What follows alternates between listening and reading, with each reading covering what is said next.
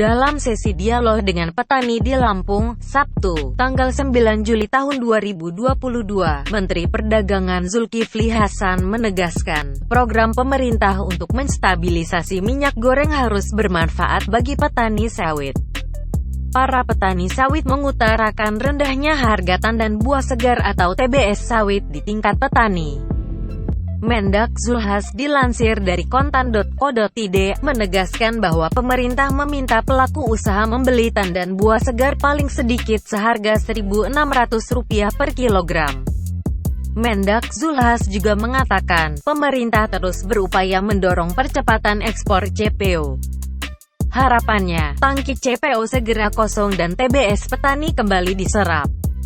Pemerintah ingin hasil dari sawit ini dirasakan betul manfaatnya, baik oleh petani, pengusaha, dan konsumen. Dalam kesempatan yang sama, Ketua DPW Apkasindo Provinsi Lampung, Abdul Simanjuntak menyampaikan, para petani sawit mengharapkan solusi pemerintah untuk membantu menaikkan harga TBS.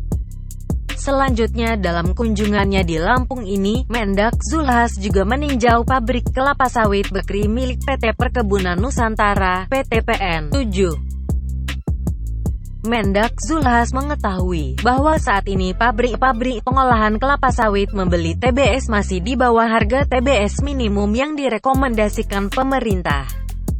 Untuk itu, Mendak Zulhas memastikan akan terus mensosialisasikan kepada para pengusaha untuk membeli TBS di harga Rp1.600 per kilogram atau lebih.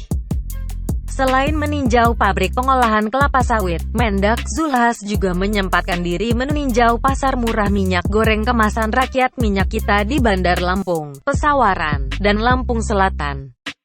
Total terdapat 7.000 liter minyak kita yang didistribusikan di pasar murah tersebut.